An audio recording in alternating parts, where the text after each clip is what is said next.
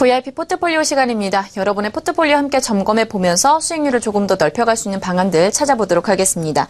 AR인베스트의 오현진 팀장과 함께 하도록 할게요. 어서 오세요. 네, 안녕하세요. 네, 반갑습니다.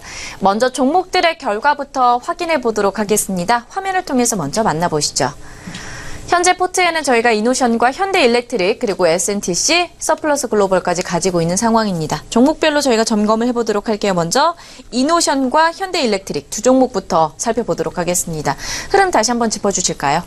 네, 이노션 이제 포트 중에는 가장 오랫동안 편입을 하고 있는 종목입니다. 계속해서 우상향 추세를 보인 이후에는 최근에는 이제 방향성이 없어요. 근데 주가에 보시면 변동성이 계속해서 좀 줄어들면서 주가의 등락폭이 작아지는 모습, 말 그대로 수렴 형태로 진행이 되고 있단 말이죠. 그래서 기술적으로 이제 수렴이 진행이 되게 되면 발산이 나타납니다. 그래서 그게 이제 하방일지 상방일지에 대한 부분의 확인이 필요하기 때문에 현재 시점에서 이제 발산 모양을 한번 확인을 해보도록 하겠고요. 일단 상방이 아닐까라는 기대감은 가지고 있습니다. 반복해서 말씀드렸듯이 신차 효과로 인한 마케팅 비용 증가 그리고 현대차 그룹의 브랜드 이미지 개선을 위한 그 마케팅 비용 집행 등이 광고 업체인 이노션에는 호재로서 작용할 수 있다라는 말씀 드렸고요.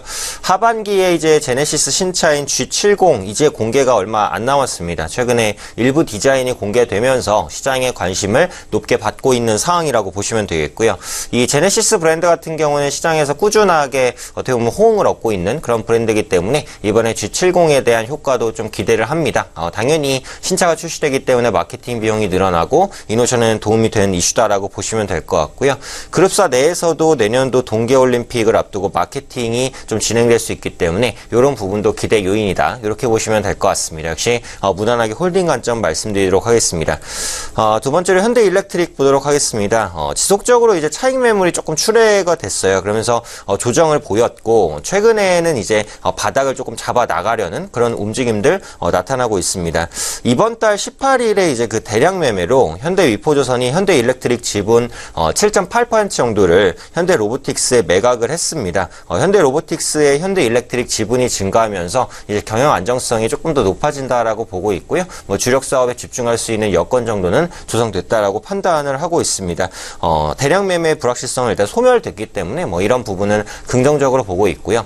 현대일렉트릭의 가장 큰 모멘텀이 역시 ESS입니다. 그래서 에너지 저장 장치 부분의 수주가 앞으로 얼마나 더 늘어날 수 있을 것이냐가 관건이다라고 보시면 될 것 같습니다. 그래서 국내 같은 경우에 그 풍력과 태양광에 접목하는 ESS 시장이 그 성장을 하고 있고요. 앞으로 공장과 빌딩에도 ESS에 대한 도입이 확대될 수 있다라고 봅니다. 그래서 현 시점에서 성장에 대한 모멘텀을 분명히 가지고 있는 종목이라고 보시면 되겠고요. 지금 바닥을 잡는 시도를 보이고 있다라고 판단을 하고 있기 때문에 반등, 주가 회복 기대하면서 홀딩 관점으로 가져가도록 하겠습니다. 네, 일단 이노션과 현대일렉트릭에 있어서 보유 관점으로 이야기하셨습니다. 주종목 그대로 저희가 들고 가면서 한 주간도 상승 흐름을 기대를 해보도록 하겠고요. 그 다음에 S&TC와 서플러스 글로벌 최근에 저희가 편입했던 종목입니다. 그런데 8월 달 들어서 또 시장이 어렵다 보니까 우리가 이러한 부분을 감안을 안 할 수가 없을 것 같아요. 일단 흐름에 대해서 다시 한번 되짚어보죠. 네, S&TC 이어서 말씀드리겠습니다. 그래서 공랭식 열교환기와 배열회수 보일러 생산업체라고 말씀을 드렸고요. 최근에는 흐름이 조금 아쉽죠. 그래서 이전 저점을 이탈하고 하락하는 모습입니다. 그래서 이전에 이제 하락했을 때는 시장 영향에 의한 하락이다라고 볼 수도 있는데 최근에 시장이 그래도 안정을 좀 찾고 있단 말이에요. 근데 그럼에도 불구하고 주가가 반등하지 못하고 있기 때문에 투자 심리가 많이 악화된 구간이라고 보시면 될 것 같고요. 투자 심리에 악영향을 미칠 만한 이슈가 있었습니다. 그래서 GE가 568억 규모의 국제 조정을 신청했다는 이슈가 있었거든요. 그래서 GE가 호주 액화 천연가스 프로젝트에서 클레임 관련해서 조정 신청을 했다라는 거고요.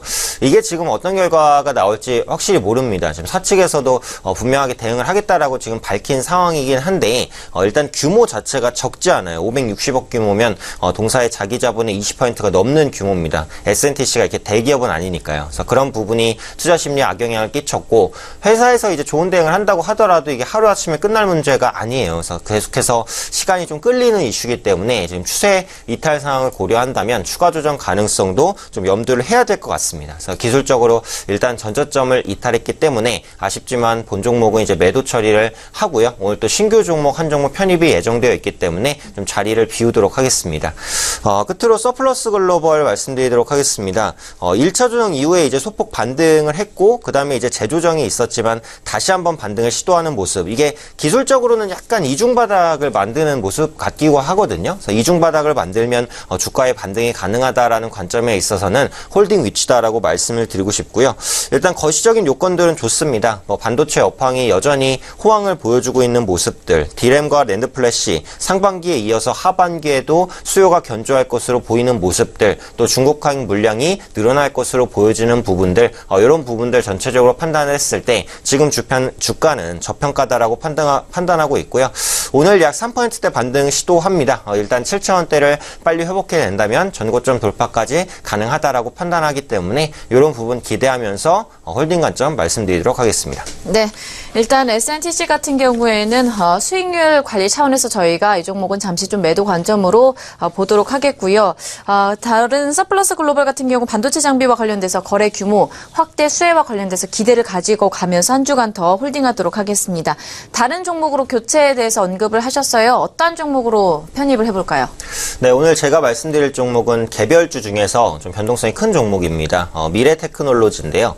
미래테크놀로지는 국내 OTP 시장 1위 업체입니다.